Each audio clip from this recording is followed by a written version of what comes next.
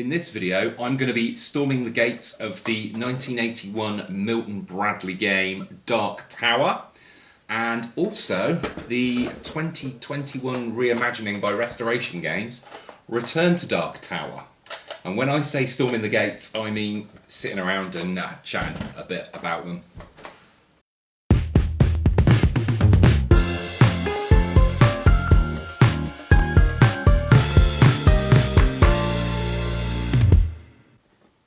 So I've got a nerdy friend, yes, I have friends, who saw the cover of this box and she said, is that based on Lord of the Rings?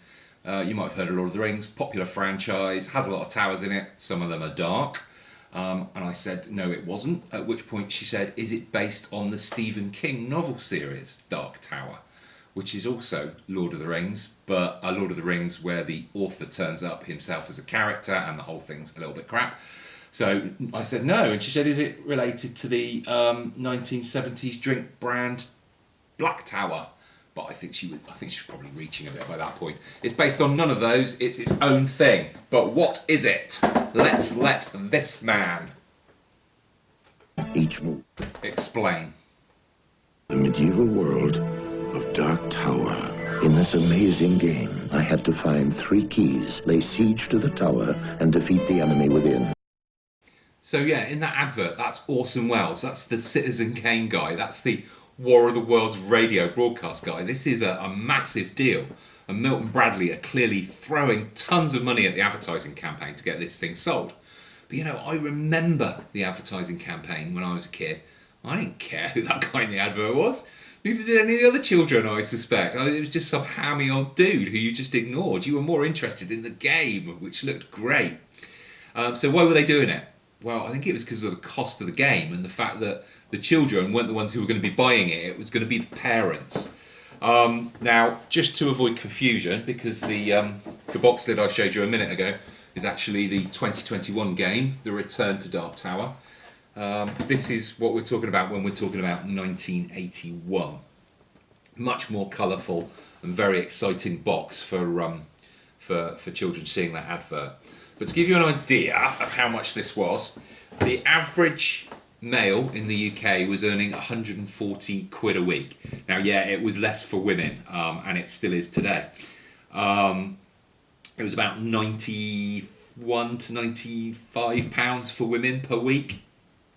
And this game cost, it was a little bit difficult to find it on the internet, but from memory, I think it cost around £40 when it's first released. So you're talking about a third of the wages. Consequently, I don't think they actually sold that many of them, which is kind of where I managed to get my copy. In the January of 1982, I'm 9 years old. I have a birthday near Christmas, so I had my Christmas money and my birthday money, which amounted to £14. And this game, Dark Tower, this very one in this very box, was on sale in Woolworths, the now defunct everything shop that we used to have in the UK, on sale for £14, the exact amount of money I had. And there I am with my mother, who wasn't sure I should be spending all my money on this one thing. It's one of the best purchases I ever made. Me and my children and my wider family have enjoyed this over 45 years, and I still play it occasionally now, so it was well worth buying for the £14. So let's look at the game.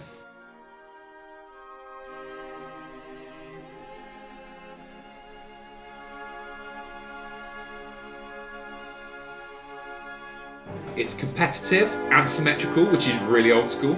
The only difference between all the characters being the little character sculpts. There are 4 characters for the 4 kingdoms of the 4 or fewer players. You will travel clockwise.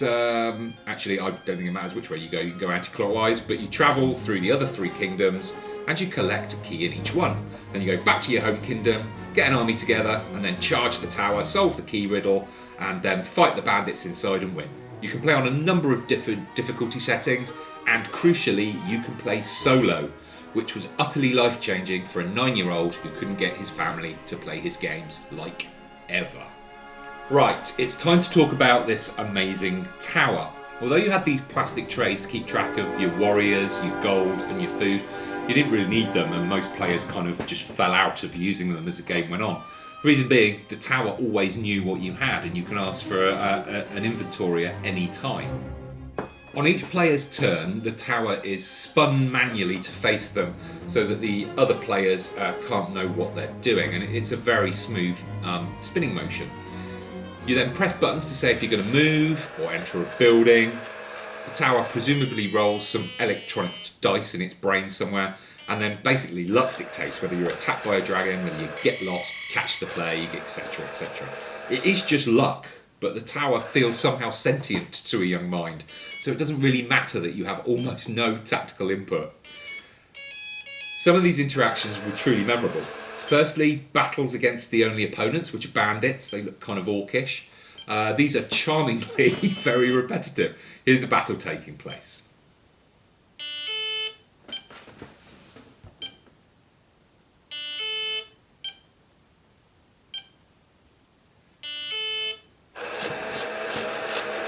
Hooray! I won!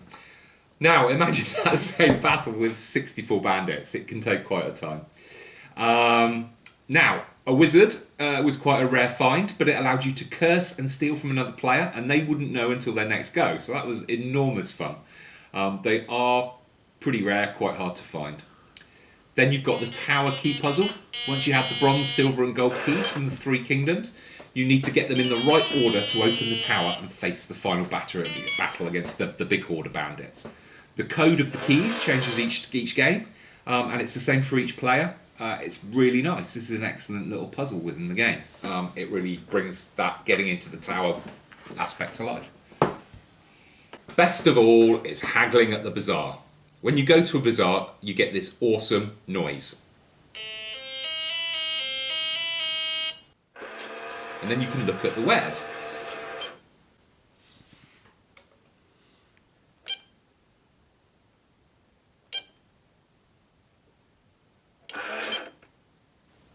Then you can decide whether to haggle.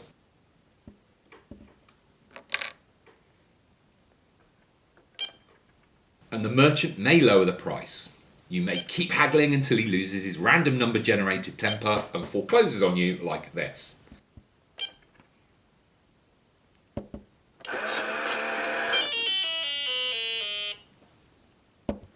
Now this never got old. Everyone who played loved going to the bazaar and haggling. So, in summary, this is really good for its day and still competes well today, particularly if you're playing with young family members who will love the interaction with this relic of the past. Yeah, I mean, I genuinely love this. I treasure it, and I would never sell it, even for the high prices that there are online. So the nostalgia of a sequel does feel quite irresistible. Let's have a look at the sequel.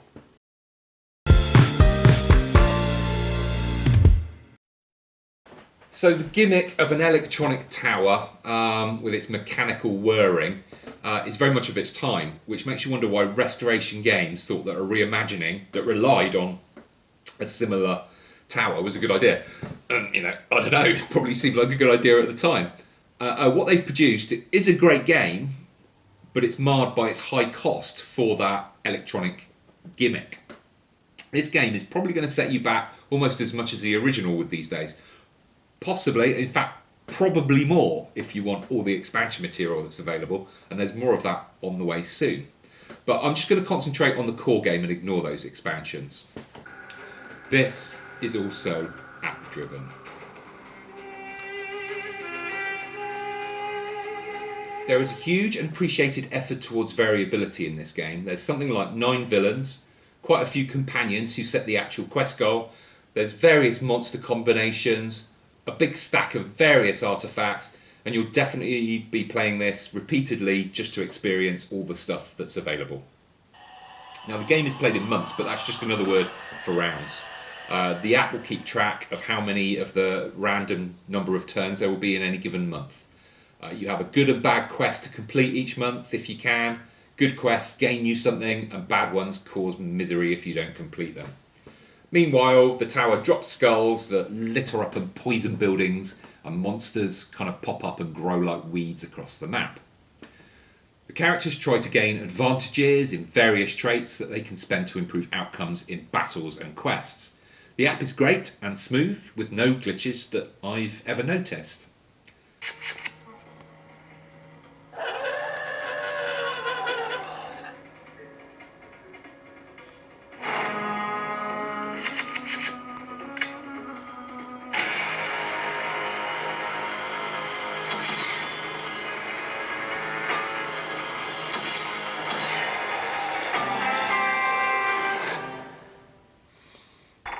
For me, the best part of this game are the dungeons that it generates through the app. If you are from the Warlock of Firetop Mountain generation, like I am, then you're going to love a little dungeon.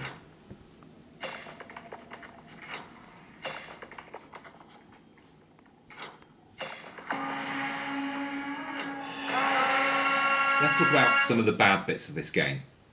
Most noticeably, haggling. Let me demonstrate haggling. That's haggling.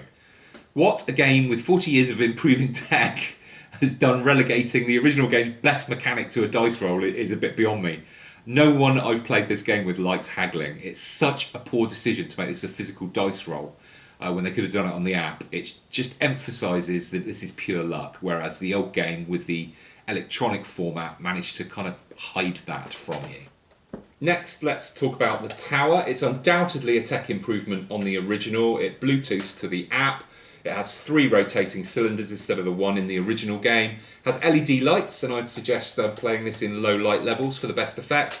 It has modern noises that vary with the choice of villain, and infrared that notices when you pop a skull in the top to signify your go is over.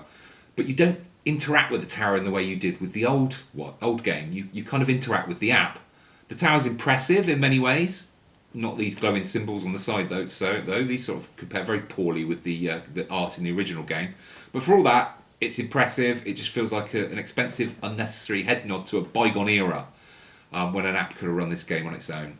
Okay, last bit of criticism. This sometimes feels like Pandemic, which is a much cheaper game, or those games that are in the Pandemic theme. The skulls in Dark Tower need constant scouring, and they are just like the disease cubes in Pandemic, to be honest. And the monsters kind of play a similar role. You can largely ignore them, but you need to be aware that they will be an issue if you let them go unchecked. Now, I love Pandemic, but I wouldn't love it if I paid hundreds of pounds for it.